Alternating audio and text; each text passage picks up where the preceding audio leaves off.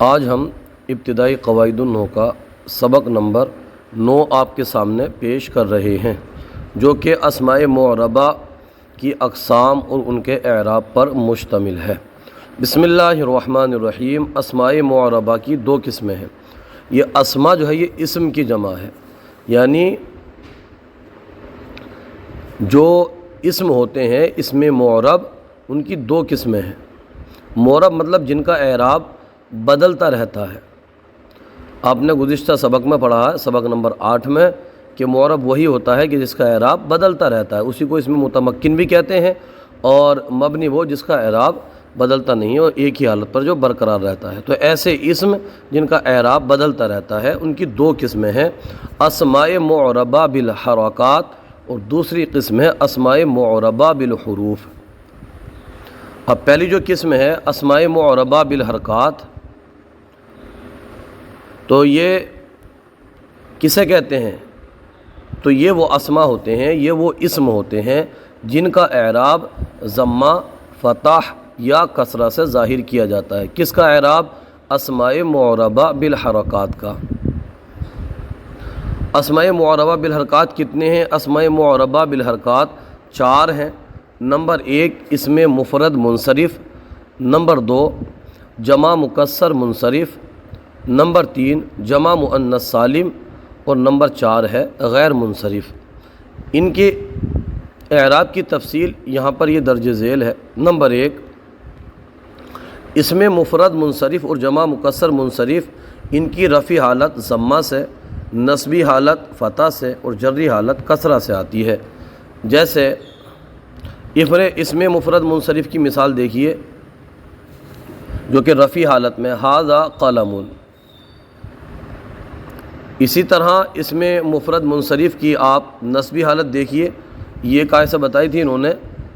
یہ بتائی تھی فتح سے۔ تو اخذت قلما، یہاں پر قلما پر دیکھیے فتح ہے، اور کتبت بقلم، اس کی جری حالت کیا بتائی تھی؟ اس کی جری حالت کسرہ سے بتائی تھی۔ بقلم میں دیکھیے آپ میم پر کسرہ ہے۔ اسی طرح دوسری جو بتائی تھی تو بتائی تھی جمع مکسر منصرف، اس کی بھی رفع حالت کیسے آتی ہے؟ ضمہ سے آتی ہے۔ ھذہ اقلام، تو اقلام میں جو میم ہے اس کو دیکھیے آپ، اس پر ضمہ ہے۔ اشتریت اقلاما، اس کا بتایا تھا کہ اس کی جو رفع حالت ہے وہ فتح سے آتی ہے، تو اقلاما میں آپ دیکھیے فتح ہے۔ اسی طرح کتبت باقلام، اس کی جری حالت بتائی تھی کہ وہ کسرہ سے آتی ہے، تو آخر میں بھی اقلام کے نیچے کیا ہے؟ کسرہ ہے۔ معنی ہوگا ھذا قلم، یہ قلم ہے، اخذت قلما، میں نے قلم لیا، کتبت بقلم، میں نے قلم سے لکھا، ھذہ اقلام، یہ قلم ہیں، یعنی بہت سارے۔ اشتریت اقلاما، میں نے بہت سے قلم خریدے، کتبت باقلام، میں نے بہت سے قلم سے لکھا۔ یہ ہو گئی پہلی 2 صورتیں، کون کون سی؟ اسم مفرد منصرف کی یہ والی ہو گئیں، اگر آپ غور کریں گے تو یہ ساری اسم مفرد منصرف کی ہو گئیں، اور دوسری والی یہ جمع مکسر منصرف کی ہو گئی، جو کہ ہمیں بتایا کہ ان کی جو رفع حالت ہے وہ ضمہ سے اور نصبی حالت فتح سے اور جری حالت کسرہ سے آتی ہے۔ تو 4 میں سے 2 یہ ہو گئیں، اب 2 بچیں، جمع مؤنث سالم اور غیر منصرف۔ آئیے ان کی پڑھتے ہیں۔ جمع مؤنث سالم، اس کی رفع حالت ضمہ سے، نصبی اور جری حالت کسرہ سے آتی ہے۔ اس کے اندر ایک اہم بات بتا رہے ہیں کہ نصبی حالت میں اس پر فتح نہیں بلکہ کسرہ ہی آتا ہے، یعنی اس کی 2 حالتیں کسرے سے آتی ہیں۔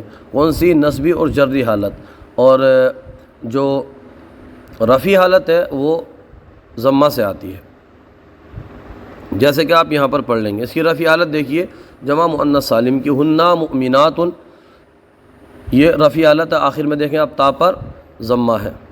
رأیت مؤمنات، یہ اس کی نصبی حالت ہے۔ مررت بمؤمنات، یہ اس کی جری حالت ہے۔ تو اس کی نصبی اور جری دونوں حالتیں کیسے آتی ہیں؟ یہ کسرہ سے آتی ہیں، زیر سے آتی ہیں۔ یہ ہم کیسے پہچانیں گے کہ یہ نصبی حالت میں یا جری حالت میں؟ تو دیکھیے سیاق و سباق سے یہ پتہ چل جاتا ہے۔ اچھا، اسماء معربہ بالحرکات کی جو 4تھی صورت تھی وہ تھی غیر منصرف، غیر منصرف کسے کہہ رہے ہیں؟ پہلے یہاں پر یہ بتا رہے ہیں کہ وہ اسم جس میں اسباب منع صرف میں سے دو سبب ہوں یا پھر ایسا ایک سبب ہو جو دو کے قائم مقام ہو۔ اسباب منع صرف کیا ہے؟ انشاءاللہ یہ ابھی آپ آگے پڑھ لیں گے کہ اسباب منع صرف کتنے ہیں اور کون کون سے ہیں، اور وہ کون سا سبب ہے جو دو کے قائم مقام ہوتا ہے۔ اس کا معاملہ کیا رہتا ہے؟ اس کا معاملہ یہ ہے کہ اس کے آخر میں تنوین نہیں آتی۔ تنوین دو زبر دو زیر دو پیش کو کہتے ہیں، جیسا آپ پڑھ چکے ہیں۔ اس کے آخر میں تنوین نہیں آتی اور کسرہ نہیں آتی۔ اس کی رفع حالت ضمہ سے، نصبی اور جری حالت یہ فتح سے آتی ہے۔ غیر منصرف کی جو رفع حالت ہے وہ ضمہ سے، نصبی اور جری حالت کیسے آتی ہے؟ وہ آتی ہے فتح سے۔ جیسے یہاں پر آپ دیکھیے جاء احمدو، یہ رفع حالت میں تو دال پر ضمہ ہے۔ رأیت احمدہ، مررت باحمدہ، رأیت احمدہ یہ نصبی حالت ہے، فتح سے آئی ہے۔ مررت باحمدہ یہ جری حالت ہے، تو یہ بھی فتح سے آئی ہے کیونکہ اس پر کسرہ نہیں آتا ہے۔ یہ ہو گئے اسماء معربہ بالحرکات جو کہ 4 ہیں۔ ہم نے پڑھا بھی اس میں مفرد منصرف، جمع مکسر منصرف، جمع مؤنث سالم اور غیر منصرف۔ اسماء معربہ بالحروف دیکھتے ہیں اب، یعنی وہ اسم جن کا اعراب حروف کے ذریعے ظاہر کیا جاتا ہے، وہ حروف جو کہ ضمہ، فتح اور کسرہ کے قائم مقام ہوتے ہیں۔ جیسا ہم نے پڑھا وہ کون سے ہیں؟ واو، یا، الف جو ہے یہ ان کے تینوں کے ضمہ، فتح اور کسرہ کے قائم مقام ہوتے ہیں۔ جیسا کہ واو جو ہے، یہ واو یہ ہوتا ہے ضمہ کا قائم مقام، اور یا جو ہے یہ ہوتی ہے کسرہ کی قائم مقام، الف جو ہوتا ہے یہ ہوتا ہے فتح کا قائم مقام۔ یہ وہ اسماء ہیں، یہ وہ اسم ہیں جن کا اعراب واو، الف اور یا سے ظاہر کیا جاتا ہے۔ یعنی یہ جو اعراب آئے گا تو اس پر زبر زیر پیش یا دو زبر دو زیر دو پیش نہیں آئیں گے، ضمہ، فتح، کسرہ نہیں آئیں گے ان پر کیا ہوں گے؟ ان کے ضمہ، فتح، کسرہ کے قائم مقام واو، یا اور الف سے ظاہر ان کا اعراب کیا جائے گا۔ اچھا، ان کی تعداد کتنی ہے؟ اسماء معربہ بالحروف 3 ہیں، اسماء معربہ بالحرکات 4 تھے، اور اسماء معربہ بالحروف کیا ہیں؟ 3 ہیں۔ کون کون سے ہیں؟ نمبر 1 تثنیہ، اور نمبر 2 ہے جمع مذکر سالم، اور نمبر 3 ہے اسماء ستہ۔ ان کے اعراب کی تفصیل یہ ہے، سب سے پہلے بتا رہے تثنیہ، اس کی رفع حالت الف سے، نصبی اور جری حالت یا سے آتی ہے۔ تثنیہ کی رفع حالت الف سے، نصبی اور جری حالت کیسے آتی ہے؟ یا سے آتی ہے۔ جیسے کہ آپ یہاں پر دیکھیے ھذا قلمان، قلمان میں آپ دیکھیں گے نون سے پہلے الف ہے، تو یہی اس کا اعراب ہے۔ یہی کیا ہے؟ اس کا اعراب ہے، اور اس الف سے ہی پتہ لگائیں گے ہم کہ یہ رفع حالت میں ہے۔ اشتریت قلمین، اشتریت قلمین میں قلمین جو ہے اس میں آپ یا دیکھیے، یا ما قبل کیا ہے؟ مفتوح ہے، تو یہ کیا؟ تثنیہ ہے، اور یہ جو یا ہے یہی اس کا اعراب ہے۔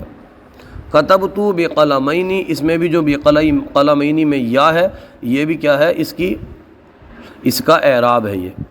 تو تثنیہ کی جو نصبی اور جری حالت ہو گئی تو وہ دونوں یا سے آتی ہیں، اور جو رفع حالت ہے وہ الف سے آتی ہے۔